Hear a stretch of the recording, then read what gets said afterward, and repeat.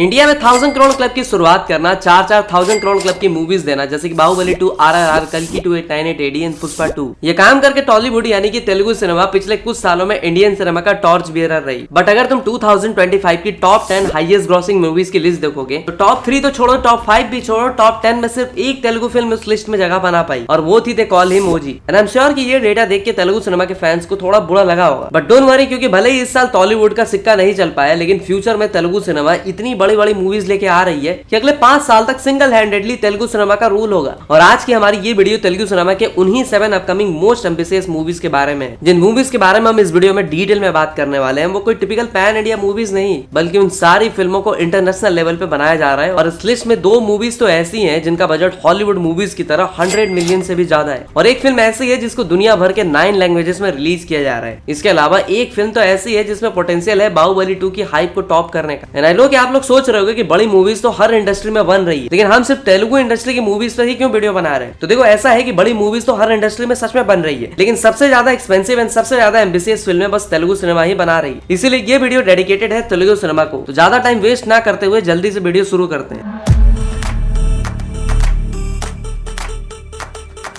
तो हमारी लिस्ट की पहली फिल्म है प्रभास स्टारर फौजी, जो कि एक वॉर ड्रामा फिल्म होने वाली है। और जैसा कि आपको पता ही होगा कि इंडिया में दुनिया भर के वॉर ड्रामा मूवीज बन चुकी है, जिसकी वजह से आज ऐसी मूवीज को लेके फटीक सा होने लगा है। एंड दैट्स व्हाई आजकल अगर कोई अच्छी वॉर ड्रामा फिल्म बना भी देता है तो उस अच्छी फिल्म को भी देखने का मन नहीं करता। बट सुपरस्टार प्रभास की फौजी फिल्म का केस ऐसा नहीं है, बल्कि एक वॉर ड्रामा फिल्म होते हुए भी फौजी बहुत ही fresh, unique and exciting film लग रही है। और ऐसा लगने के 2 मेजर रीजन है। पहला रीजन है कि इस फिल्म की स्टोरी लाइन बाकी वॉर मूवीज की तरह इंडिया पाकिस्तान एंगल पे बेस्ड नहीं है, बल्कि ये फिल्म तो प्री इंडिपेंडेंस एरा में सेट है। और प्रभास उस एरा में एक ऐसे फौजी का रोल प्ले करने वाले हैं जिसका सीधा कनेक्शन इंडिया के सबसे बड़े फ्रीडम फाइटर सुभाष चंद्र बोस के साथ है, ब्रिटिश आर्मी के साथ है, वर्ल्ड वॉर 2 के साथ है, जापानीज आर्मी के साथ है, और शायद हिटलर के साथ। अब एक फिल्म में इतनी सारी चीजों का होना पब्लिक को एक्साइट करने के लिए मोर देन इनफ है, बट इस फिल्म के मेकर हमें मोर देन इनफ से भी कुछ ज्यादा देना चाहते हैं। और वो ज्यादा ये है कि फौजी फिल्म में भी प्रभास का कैरेक्टर महाभारत के कर्ण से इंस्पायर्ड होगा। बेसिकली इस फिल्म में प्रभास के characteristics, morals, ethics, values Mahabharata के कर्ण वाले होंगे। अब तुम ये सोच रहे होगे कि ये वॉर ड्रामा फिल्म में महाभारत कहां से आ गई? तो भैया ऐसा है कि ये फिल्म रियल लाइफ इंसिडेंट से इंस्पायर्ड है, बट ये उन इवेंट्स की एक फिक्शनल रिटेलिंग होने वाली है, just like RRR। And that's why maker इस फिल्म के लिए इतनी क्रिएटिव लिबर्टी ले पा रहे हैं। अब अगर दूसरा रीजन की तरफ चले तो वो है इस फिल्म का स्केल। तो देखो, इंडिया में मोस्टली वॉर ड्रामा मूवीज हमेशा मिड बजट में बनाई जाती है, लेकिन ये पहली फिल्म है जिसको 700 करोड़ के ह्यूमंगस बजट पे बनाया जा रहा है। और अगर बात करें कि आखिर इतना पैसा लग कहां रहा है, तो भैया इस फिल्म के लिए मेकर्स ने प्री इंडिपेंडेंस एरा का पूरा सेट क्रिएट किया था। ऐसी मूवीज में प्रोडक्शन डिजाइन पे खर्चा होना लाजमी है। साथ ही साथ इस फिल्म में हमें never seen before war action sequence भी देखने को मिलने वाले हैं। उस वॉर सीक्वेंस पे भी बेशुमार पैसा लगाया जा रहा है, जिसकी वजह से इस फिल्म का बजट इतना ज्यादा हो गया है। तो भाई तगड़ी स्टोरी है, तगड़ा स्केल है, तगड़ा बजट है, सोने पे सुहागा। इस फिल्म के डायरेक्टर है हनु राघवापुडी, जिन्होंने सीता रमन जैसी ब्यूटीफुल फिल्म बनाई। तो इनमें पोटेंशियल है इस लेवल के स्केल और इस लेवल की स्टोरी को जस्टिस देने की। और अगर प्रभास और हनु मिलकर इस फिल्म को पुल अप कर पाते हैं तो ये फिल्म वॉर ड्रामा जॉनर के सारे बॉक्स ऑफिस रिकॉर्ड्स को ब्रेक करेगी। साथ ही साथ वॉर ड्रामा जॉनर में रिवोल्यूशन भी लाएगी, एक नया बेंचमार्क सेट करेगी। एंड द मोस्ट इंपॉर्टेंट, ये फिल्म पैन इंडिया सिनेमा के लेवल को एक स्टेप और ऊपर ले जाएगी। और मैं आपको बता दूं कि इस फिल्म के मेकर्स इस फिल्म को 2 पार्ट्स में बनाएंगे, जहां इसका first part next year independence day weekend पे रिलीज होगा। तो फिर कुछ साल बाद फौजी फिल्म का पार्ट 2 भी आएगा, जो कि एक प्रीक्वल होगी। ओके, तो अगर वीडियो में आगे चले तो हम जिस नेक्स्ट फिल्म की बात करने वाले हैं उसकी स्टोरी बहुत ही वाइल्ड होने वाली, और शायद ये इकलौती मास मसाला फिल्म होगी जिसको इंटरनेशनल ऑडियंस को ध्यान में रख के बनाया जा रहा है।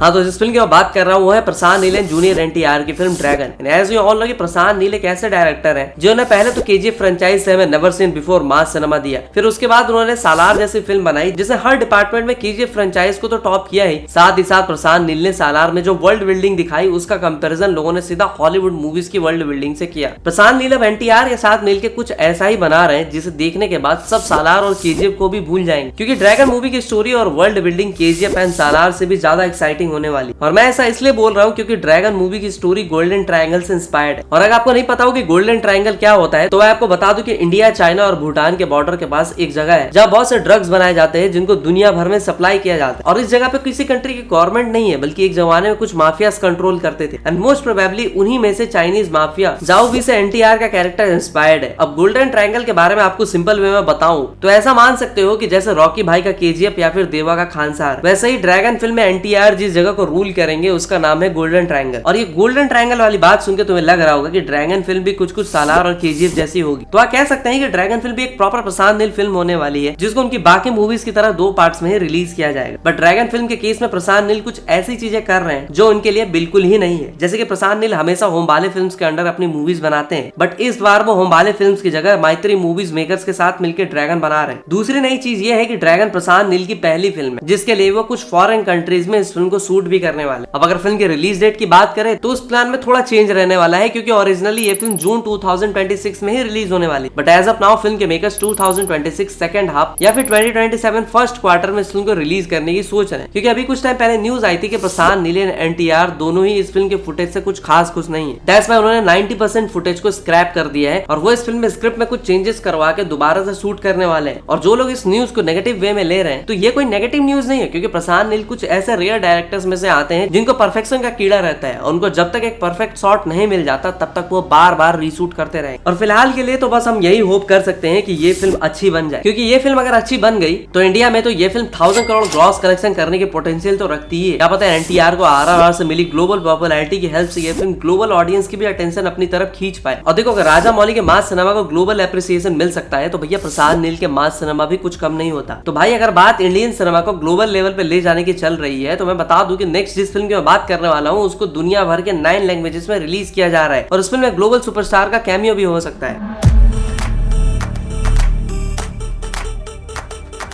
मैं बात कर रहा हूँ प्रभास और वांगा की स्पिरिट। ये एक ऐसी फिल्म है जिसका इंतजार पूरी मर्द जात बहुत ही बेसब्री से कर रहा है। और अगर बात करें कि सिर्फ मर्द जात ही क्यों, तो भैया ऐसा है कि इस फिल्म के डायरेक्टर है संदीप रेड्डी वांगा। और वांगा इंडिया के इकलौते ऐसे डायरेक्टर है जिनकी हर फिल्म ए रेटेड होती है। तो बेसिकली इनकी मूवीज बच्चों या लड़कों के लिए नहीं बनाई जाती, बल्कि बस मर्दों के लिए बनाई जाती है। और अगर इस मर्दों वाली फिल्म की स्टोरी की बात करें तो स्पिरिट की कहानी एक शांत और सनकी कॉप की होगी, जो कि क्राइम सिंडिकेट को पकड़ने के चक्कर में खुद एक झूठे केस में पकड़ा जाएगा। अब उस सनकी कॉप को खुद को इनोसेंट प्रूव करना है, साथ ही साथ उस इंटरनेशनल क्राइम सिंडिकेट का भी पर्दाफाश करना है। और इस कहानी में सनकी angry young man type cop का रोल प्ले कर रहे हैं डायनासोर प्रभास। और इस फिल्म में डायनासोर से पंगे लेने की हिम्मत है विवेक ओबरॉय में, जो कि इस फिल्म में मेन विलेन रहे हैं। और रियल लाइफ में भी पंगे लेने में विवेक ओबरॉय से ऊपर कोई नहीं आता। बात करें फिल्म के लीड हीरोइन की, तो इस फिल्म में दीपिका पादुकोण को as a leading lady cast किया गया था, लेकिन दीपिका और वांगा के आपस में कलेश हो जाता है और उस कलेश के चलते दीपिका को फिल्म से निकाल दिया जाता है, या यूं कहे दीपिका ने फिल्म छोड़ दी होती है। दीपिका के फिल्म से निकलते ही वांगा साहब ने भाभी 2 यानी कि तृप्ति डिमरी को इस फिल्म में as a leading lady cast करते हैं। फिल्म के इन 3 मेन कैरेक्टर्स के अलावा फिल्म में प्रकाश राज, चिरंजीवी जैसे लेजेंडरी एक्टर्स भी इंपॉर्टेंट रोल प्ले करेंगे। तो गाइस ले देखिए, बात यह है कि इस फिल्म में मेन कास्ट और इस फिल्म में कास्ट के अलावा इस फिल्म में 2 बड़े सुपरस्टार्स का कैमियो भी करते हुए नजर आएंगे, जिसमें से पहले सुपरस्टार है कोरियन मूवीज के एक्शन किंग डॉन ली। तो देखो, डॉन ली का इस फिल्म में बहुत ही पावरफुल और एक्शन पैक्ड रोल बताया जा रहा है। और अब ये रोल सिर्फ कैमियो होगा या सपोर्टिंग रोल होगा वो तो फिल्म देख के ही पता चलेगा। बट दूसरे सुपरस्टार्स की बात करें तो वो है रणवीर कपूर। अभी ताजा न्यूज आई है कि रणवीर कपूर स्पिरिट में कैमियो करने वाले हैं। अब स्पिरिट में वांगा ने उनके लिए एक नया रोल लिखा है, या फिर रणवीर रणविजय सिंह बन के ही इस फिल्म में आएंगे, वो तो वक्त बताए। बट एक चीज जो है मैं अभी बता सकता हूँ कि अगर ये सारे कैमियोज हुए तो सिनेमा का पर्दा और बॉक्स ऑफिस दोनों जलते हुए नजर आएंगे। एंड बॉक्स ऑफिस से याद आया कि ये कोई पैन इंडिया फिल्म नहीं बल्कि पैन वर्ल्ड फिल्म है, क्योंकि इस फिल्म को इंडिया के 5 मेजर लैंग्वेजेस में तो रिलीज किया ही जाएगा, साथ ही साथ इस फिल्म को इंटरनेशनली इंग्लिश, कोरियन, जापानीज एवं चाइनीज लैंग्वेज में भी रिलीज किया जाएगा। और इतनी सारी लैंग्वेजेस में इस फिल्म को रिलीज करने का मकसद यही है कि किसी तरह ओवरसीज में इंडियन सिनेमा का इंटरनेशनल मार्केट ग्रो कर जाए। और अगर इस फिल्म के साथ सब सही रहता है तो भैया 1500 करोड़ तो कहीं नहीं गए। और अगर ये फिल्म 2000 से 2500 करोड़ कर ले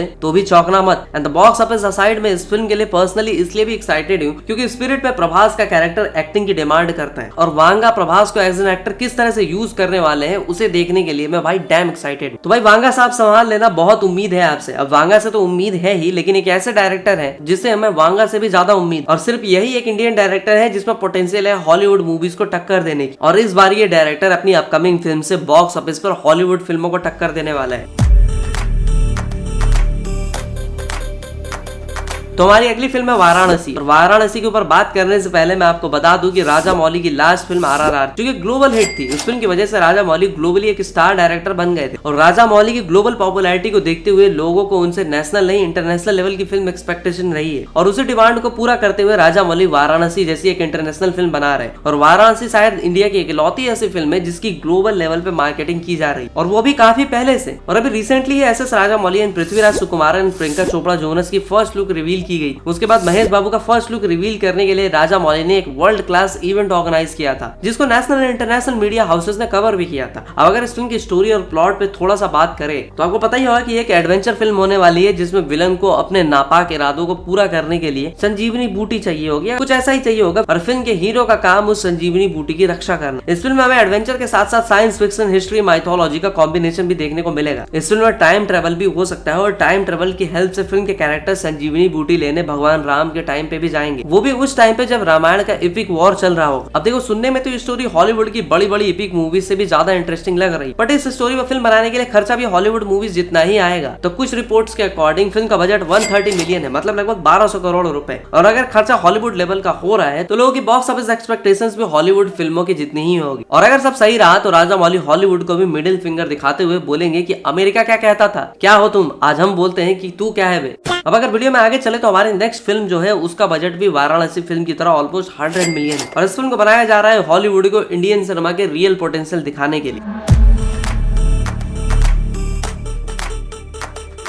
जिस फिल्म की मैं बात कर रहा हूँ वो है एटली और अल्लू अर्जुन की next film. And as you all know कि एटली ने जवान से 1000 करोड़ का बॉक्स ऑफिस दिया था, अल्लू अर्जुन ने पुष्पा 2 से 1800 करोड़। तो जब ये अपने अपने सेक्टर के किंग साथ में आएंगे तो भाई तबाही तो मचेगी और खूब जमेगा रंग। और एटली और अल्लू अर्जुन रंग जमाने के लिए कोई टिपिकल पैन इंडिया फिल्म बना नहीं रहे, बल्कि ये दोनों मिलकर ग्लोबल लेवल पर एक साइंस फिक्शन फिल्म बना रहे हैं। और अगर इस साइंस फिक्शन फिल्म के बारे में आपको मैं थोड़ा सा बताऊं तो इस फिल्म में हमें टाइम ट्रेवल, पैरेलल यूनिवर्स या यूं कहे मल्टीवर्स और सुपर नेचुरल एलिमेंट्स भी नजर आएंगे। और बताया जा रहा है कि इस फिल्म में अल्लू अर्जुन अकेले ही 3 कैरेक्टर्स प्ले करेंगे, यानी कि 3 रोल में होंगे, और 3 रोल में एक रोल का कंप्लीटली एनिमेशन होगा। और यही नहीं, जहां अल्लू अर्जुन इस फिल्म में मेन हीरो है तो वहीं इस फिल्म के मेन विलन का रोल भी अल्लू अर्जुन ही प्ले करते नजर आ सकते हैं। एंड एज आई सेड कि अल्लू अर्जुन के 3 कैरेक्टर्स हैं, तो 3 कैरेक्टर्स के अपोजिट दीपिका पादुकोण, रश्मिका और मृणाल ठाकुर जैसे एक्ट्रेसेस को कास्ट किया गया है। और मूवीज में जानवी कपूर का भी इंपॉर्टेंट रोल बताया जा रहा है। अब बाकी लोगों के एक्चुअल रोल्स क्या हो गए उनको लेकर के कोई इन्फॉर्मेशन लीक नहीं हुई, बट दीपिका पादुकोण के बारे में कहा जा रहा है कि वो फिल्म में एक वॉरियर क्वीन का रोल प्ले करेंगी। और अगर आप इस फिल्म के बजट की बात करें तो जिस लेवल की फिल्म एटली अल्लू अर्जुन बना रहे हैं उसे स्मॉल या मिड बजट पे तो बनाना पॉसिबल ही नहीं। ऊपर से इस फिल्म को इंटरनेशनल मार्केट को टारगेट करके बनाया जा रहा है, तो इसलिए इस फिल्म पे प्रोड्यूसर्स ने ऑलमोस्ट 800 करोड़ का खर्चा किया है। और अगर ये फिल्म अच्छी बन गई तो ये तो लिखा हुआ है कि ये फिल्म जब 2027 में रिलीज होगी तो इंडियन बॉक्स ऑफिस के सारे रिकॉर्ड्स तोड़ देगी, सोने पे सुहागा। और क्या पता ये फिल्म इंटरनेशनल मार्केट में भी फट जाए, मतलब जो कारनामा RRR ने किया था शायद ये फिल्म भी वो कर दिखाए। तो गाइस, अब तक हमने जिन मूवीज की बात की वो तो ऐसी मूवीज हैं जो फ्यूचर में इंडियन सिनेमा को आगे ले जाएंगे। अब हम मूवीज ऐसी तेलुगु साइंस फिक्शन मूवीज के सीक्वल पर बात करेंगे जिसका कॉन्सेप्ट मुझे जेन्युइनली हॉलीवुड मूवीज के साइंस फिक्शन कॉन्सेप्ट से भी 10 टाइम्स ज्यादा एक्साइटिंग लगता है। उस फिल्म का नाम है कल्कि 2। पहले अगर कल्कि 2 टाइनेट एडी पार्ट 1 की बात करें तो भैया जिस तरह से नाग अश्विन ने पोस्ट एपोकैलिप्टिक वर्ल्ड और इंडियन माइथोलॉजी को कंबाइन करके हमारे सामने प्रेजेंट किया था, that was something extra ordinary. और इंडियन हिस्ट्री के कर्ण और अश्वत्थामा जैसे एपिक नेम्स को मॉडर्न वर्ल्ड की स्टोरी में देखना ये बहुत ही एक्साइटिंग। और जहाँ कल्कि पार्ट 1 में हमें अश्वत्थामा, कर्ण और भैरव एक दूसरे से लड़ते हुए नजर आए थे, तो वहीं कल्कि 2 में अश्वत्थामा एंड कर्ण एक दूसरे के साथ देंगे और सुप्रीम यास्किन को हराएंगे। और वैसे अगर कास्ट की बात करें तो कल्कि 1 की मोस्टली कास्ट कल्कि 2 में भी नजर आएंगी, एक्सेप्ट दीपिका पादुकोण, क्योंकि दीपिका जी का कल्कि के मेकर्स के साथ भी कलेश हो गया और इसीलिए उन्होंने ये फिल्म भी छोड़ दी। बाकी दीपिका के रिप्लेसमेंट के लिए कास्टिंग का काम जारी है। देखते हैं कि दीपिका के बाद सम एटी या सुमति का रोल कौन से एक्ट्रेस प्ले करेंगे। अब अगर कल्कि 2 के बारे में थोड़ा और बात करें तो आपको बता दूं कि जहां कल्कि 1 का बजट 600 करोड़ था तो वहीं कल्कि 2 का बजट 700 करोड़ होने वाला है। और जैसे कल्कि ने साइंस फिक्शन जॉनर में वर्ल्ड सिनेमा को एक यूनिक फिल्म ला के दी थी, वैसे ही नाग अश्विन एक बार फिर कल्कि 2 से ग्लोबली इंडियन सिनेमा का नाम रोशन करने वाले हैं। और अगर रही बात बॉक्स ऑफिस की कड़े तो जहां कल्कि 2 टाइनेट एडी ने 1000 करोड़ किए थे तो वहीं कल्कि 2 का पोटेंशियल इजीली 2000 करोड़ का है। एक और बात, मोस्टली लोगों को लगता है कि कल्कि फ्रेंचाइज के 2 पार्ट ही आएंगे, तो ऐसा नहीं है क्योंकि it's not a franchise, it's a cinematic universe. और इस सिनेमैटिक यूनिवर्स में कल्कि 2 के बाद और भी फिल्में आएंगी जिसमें हमें अश्वत्थामा की तरह कुछ और चिरंजीवी देखने को मिल सकता है। क्या पता कर्ण की तरह हमें और भी इंडियन हिस्ट्री के पॉपुलर नेम्स देखने को मिले। और ये सब देखने को मिलेगा या नहीं वो तो फ्यूचर में पता चलेगा, लेकिन अभी फ्यूचर से 4 कदम पीछे पास्ट में जाए तो एक फिल्म आई थी बाहुबली 2 और उस फिल्म की जो हाइप थी वो एक्स्ट्रा ऑर्डिनरी थी। इंडियन ऑडियंस और सिनेमा थिएटर ने कभी भी ऐसी हाइप एक्सपीरियंस नहीं करी और एक्सपर्ट्स का ऐसा मानना है कि अब वैसे ही हाइप दोबारा खुद ऐसे राजा मौली भी क्रिएट नहीं कर सकते। लेकिन मैं कहूंगा कि रुको जरा, सबर करो, क्योंकि अब हम जिस फिल्म के बारे में बात करने वाले हैं वो बाहुबली 2 की हाइप को भी टॉप करने वाली है।